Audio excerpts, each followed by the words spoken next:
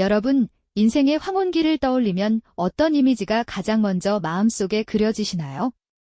혹시 젊음의 활기가 사그라들고 건강이 예전 같지 않으며 사회적 역할마저 축소되는 어딘가 모르게 쓸쓸하고 두려운 시간으로 느껴지지는 않으셨나요? 대부분의 우리에게 늙어감이란 피할 수 없는 현실이면서도 동시에 막연한 불안감을 안겨주는 과정일지도 모릅니다. 하지만 여기 놀랍도록 다른 시선으로 노년의 의미를 새롭게 정의한 한 인물이 있습니다. 그는 바로 조선 후기의 위대한 학자이자 개혁가 다산 정약용 선생입니다. 다산은 인생에서 가장 혹독하고 고통스러웠던 순간, 즉 모든 것을 잃고 머나먼 유배지에서 홀로 지내야 했던 시절에 오히려 노년을 삶의 진정한 아름다움을 발견하는 최고의 시간이자 가장 충만하고 지혜로운 시기로 받아들였습니다. 모든 영광을 뒤로하고 외딴 강진 땅에서 맞이한 자신의 늙음을 그는 어떻게 그토록 긍정하고 찬양할 수 있었을까요? 대체 어떤 깊이 있는 통찰이 그를 이끌었기에 당대 사람들이 보편적으로 생각했던 노년의 의미와는 완전히 다른 결론에 도달할 수 있었던 것일까요? 이번 영상은 우리가 막연히 두려워하고 싶지 않아 하는 노년의 진정한 의미를 다산 정약용 선생의 파란만장한 삶과 그의 심오한 철학을 통해 완전히 새로운 관점으로 조명해 볼 특별한 기회를 선사할 것입니다. 단순히 200년 전의 역사 속 인물 이야기에 그치지 않고 오늘날 급변하는 시대를 살아가는 우리 모두에게 어떻게 하면 의미 있고 잘 늙어갈 수 있을까라는 근본적인 질문에 대한 강력한 지혜와 따뜻한 위로를 전해줄 것이라고 확신합니다. 어쩌면 우리는 이 시간을 통해 늙음에 대한 우리의 오래된 편견을 깨고 삶의 모든 단계가 지닌 고유한 가치를 재발견하게 될지도 모릅니다. 자, 그럼 이제 시간의 흐름을 거슬러 올라가 다산 정약용 선생의 삶에서 그의 노년이 시작되는 그 운명적인 전환점으로 함께 떠나볼까요? 때는 바야흐로 18세기 후반, 조선의 수도 한양은 학문과 문화의 열기로 뜨겁게 달아오르고 있었습니다. 젊은 정약용은 그 번잡하고 활기 넘치는 도성 한복판에서 눈부신 재능을 마음껏 꽃피우고 있었죠. 그는 20살의 나이에 이미 과거에 급제하며 엘리트 관료의 길을 걸었고 특히 당시 개혁 군주였던 정조대왕의 절대적인 신임을 받으며 승승장구했습니다. 규장각의 핵심 인재로서 수많은 개혁 정책을 입안하고 실행하며 실학이라는 새로운 학문의 정점에 서 있었던 인물, 바로 그가 다산 정약용이었습니다. 그의 앞날은 오직 빛나는 영광만이 가득할 것처럼 보였습니다. 하지만 역사의 물줄기는 때로 예측할 수 없는 비극적인 방향으로 흘러가기도 합니다. 정조대왕의 갑작스러운 승하 이후 그의 개혁 정책에 반대했던 보수 세력들이 득세하기 시작했습니다. 다산은 그 거대한 정치적 격변의 소용돌이 속에서 서학, 즉 천주교와의 연루라는 치명적인 누명을 쓰게 되었고 신유박해라는 끔찍한 비극의 중심에 서게 됩니다. 하루아침에 그 모든 명예와 권력을 잃고 사랑하는 가족과도 강제로 떨어져 머나먼 유배지로 떠나야 하는 신세가 된 것이죠. 찬란했던 한양의 궁궐과 번화한 거리는 이제 아득한 꿈처럼 멀어져 버렸고 그의 눈앞에 펼쳐진 것은 비바람 몰아치는 쓸쓸하고 황량한 강진 땅뿐이었습니다. 그의 나이 40, 인생의 가장 왕성한 활동기라고 할 수 있는 시기에 모든 것을 빼앗기고 강진으로 내려온 다산은 비로소 노년이라는 잔혹한 현실과 마주하게 됩니다. 당시 조선 사회에서 늙음이란 육체적인 쇠락과 함께 찾아오는 사회적 역할의 축소, 그리고 세상의 변화에 뒤처지는 은퇴의 시기를 의미했죠. 특히 유배라는 절망적인 상황까지 겹쳐진 다산에게는 그야말로 비극의 연속이었습니다. 좁고 어두운 유배지의 방 한 구석, 낡은 책상에 앉아 지난날의 영광과 현재의 처지를 회상하며 깊은 한숨을 내쉬는 그의 뒷모습에서는 이루 말할 수 없는 비극과 안타까움이 고스란히 느껴졌을 겁니다. 화려했던 관직, 존경받던 학자로서의 명예, 사랑하는 가족과의 단란한 행복, 이 모든 것이 송두리째 사라져버린 절망의 심연에서 다산은 과연 무엇을 할 수 있었을까요? 우리는 이 비극적인 운명의 전환점에서 다산이 겪었던 내면의 고통과 함께 그가 어떻게 이 절망적인 상황을 극복하고 노년을 삶의 최고의 시간으로 재정의할 수 있었는지에 대한 깊은 궁금증을 품게 됩니다. 강진에서의 노년은 단순히 시간을 흘려보내는 것이 아니라 그의 인생을 송두리째 바꿔놓는 문자 그대로 운명적인 전환점이 되었던 것이죠. 이 고난 속에서 그는 어떤 새로운 길을 찾아냈을까요? 절망의 심연에서 다산 정약용은 놀랍게도 새로운 길을 찾아냅니다. 모든 것을 잃어버린 그 유배지에서 그는 바깥을 향하던 시선을 거두고 자신의 내면으로 깊숙이 향하는 여정을 시작했죠.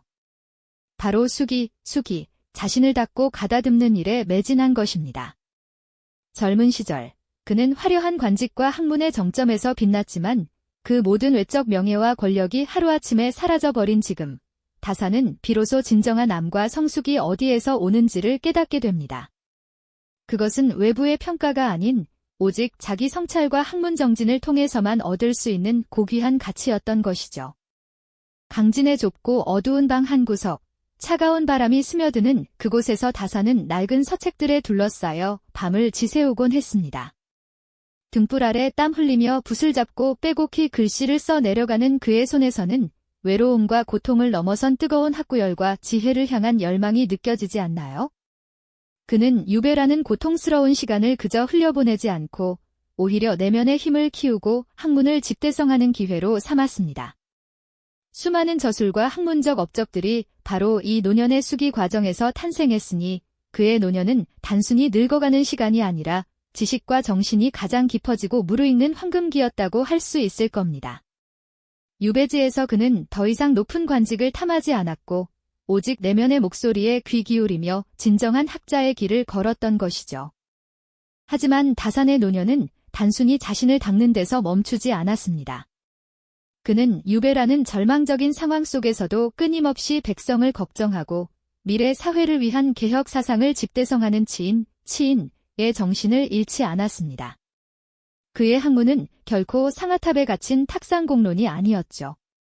낡은 서책을 뒤적이며 종이 위에 빼곡히 글씨를 써 내려가는 그의 모습은 단순히 지식을 탐구하는 학자의 모습이 아니었습니다.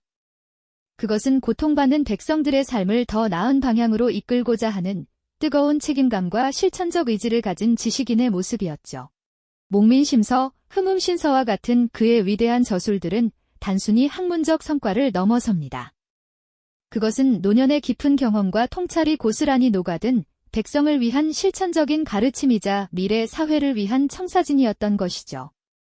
유배지에서 직접 보고 들었던 백성들의 비참한 삶, 그리고 관료들의 부패와 무능을 목격하며 다산은 더욱 강하게 개혁의 필요성을 느꼈을 겁니다. 늙음을 통해 얻은 깊은 이해와 지혜로 세상을 변화시키려 한 그의 의지는 오늘날 우리에게도 큰 울림을 줍니다. 그의 글 속에는 백성을 향한 따뜻한 시선과 함께 어떻게 하면 정의롭고 공정한 사회를 만들 수 있을지에 대한 치열한 고민이 담겨 있었으니 말입니다. 그렇다면 다산은 이 고난과 성찰의 시간을 통해 늙음을 어떻게 바라보게 되었을까요? 그는 노년을 단순히 육체적인 쇠퇴나 은퇴의 시기로 보지 않았습니다. 오히려 고난과 성찰을 통해 얻어지는 초월적 아름다움의 시기로 재정의했죠. 젊음의 역동적이고 화려한 아름다움과는 또 다른 깊이와 품격을 지닌 노년의 가치를 발견한 것입니다. 강진의 유배지에서 피어나는 작은 들꽃이나 고요히 흐르는 강물을 바라보며 다산은 어쩌면 자신의 삶 또한 저 자연처럼 고난 속에서 더욱 깊은 의미를 찾아가는 과정이라고 생각했을지도 모르겠습니다. 그의 나 편지글 속에는 이러한 늙음의 미학이 은유적으로 표현되어 있습니다. 노을 지는 하늘 아래 평온하고 인자한 모습으로 먼 산을 바라보는 그의 뒷모습은 단순히 생존을 넘어 삶의 완성으로 나아가는 한 인간의 숭고한 여정을 보여주는 듯하죠. 늙음을 두려워하는 현대인들에게 다산의 이야기는 새로운 미학적 관점을 제시합니다. 늙음은 피해야 할 것이 아니라 오히려 삶의 모든 경험과 지혜가 농축되어 가장 깊고 아름다운 빛을 발하는 시기일 수 있다는 깨달음을 주는 것이죠. 다산은 고통 속에서 삶의 가장 찬란한 순간을 발견했던 겁니다. 그렇다면 다산은 어떻게 그 혹독한 유배의 시간 속에서 모두가 피하고 싶어하는 늙음을 오히려 삶의 가장 빛나는 절정으로 받아들일 수 있었을까요? 그것은 바로 늙음을 단순한 쇠락이 아닌 고난과 깊은 성찰을 통해 얻어지는 초월적인 아름다움으로 재해석했기 때문이죠.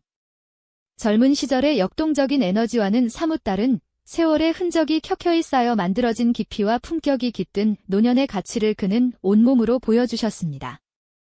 마치 거친 바위 틈새에서 피어나는 한 송이 들꽃처럼 다산의 노년은 유배지의 고난 속에서 더욱 선명하고 고결한 빛을 발했죠.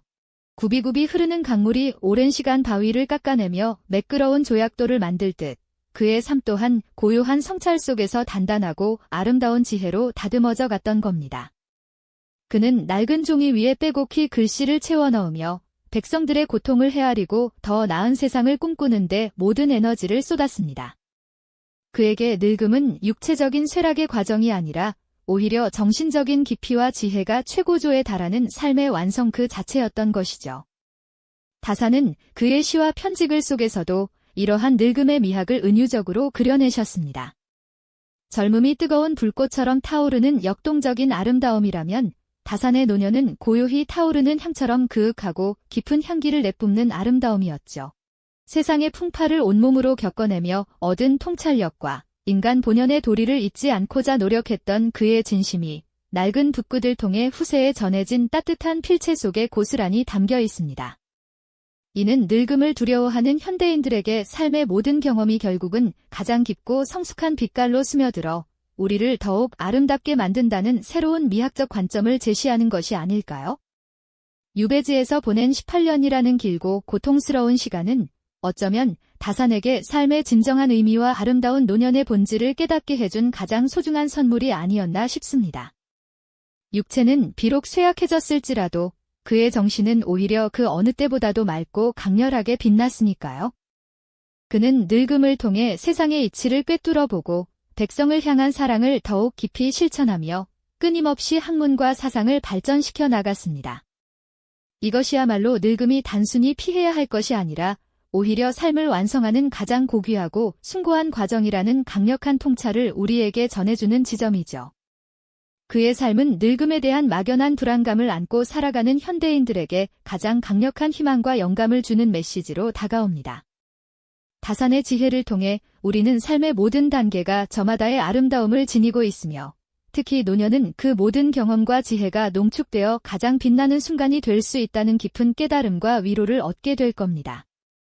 늙어가는 것은 멈출 수 없는 자연의 섭리이지만 어떻게 늙어갈 것인가는 우리의 선택에 달려있다는 것을 말입니다.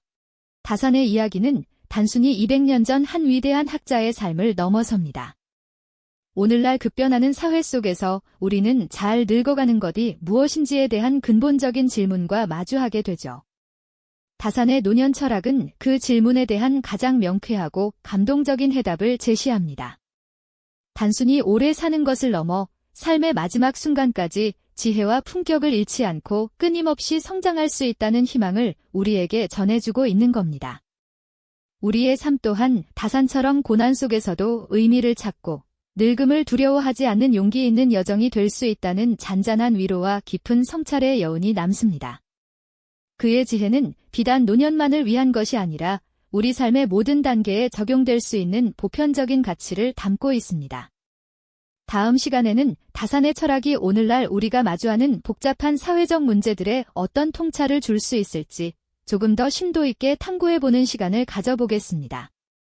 네, 맞습니다.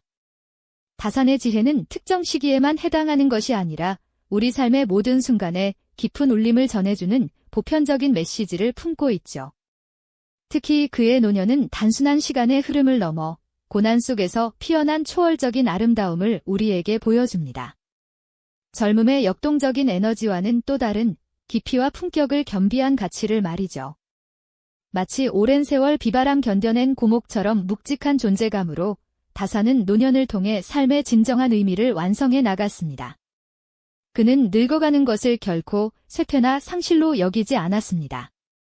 오히려 유배지라는 혹독한 환경에서 외적인 것을 모두 잃고 내면으로 침잠하며 얻게 된 깨달음이 삶의 가장 빛나는 순간을 만들었다고 보았죠. 다산은 시와 편지글에서 이러한 노년의 미학을 자주 노래했습니다. 젊음의 화려함이 만개한 꽃처럼 강렬하다면 노년은 그 꽃이 열매 맺고 깊은 향기 내뿜는 과정과 같다고 비유할 수 있을까요? 고통과 성찰의 시간을 거쳐 얻어진 지혜는 겉모습의 변화를 넘어선 정신적 깊이를 선사하며 삶의 진정한 아름다움을 완성하는 것이죠. 다산의 노년은 그저 살아남는 것을 넘어 삶의 정점을 향해 나아가는 숭고한 여정이었습니다. 육체적으로는 쇠약해졌을지 모르지만 그의 정신은 강진의 차가운 바람 속에서도 더욱 굳건히 빛을 발했습니다. 수많은 저술과 학문적 업적은 물론 백성을 향한 따뜻한 마음과 미래 사회를 위한 통찰은 바로 이 노년기에 응집되어 꽃피웠으니까요. 젊음이 불꽃처럼 타오르는 시기라면 노년은 잔잔한 숯불처럼 은은하고 깊은 온기를 내뿜으며 세상을 비추는 시기라고 할 수 있을 겁니다.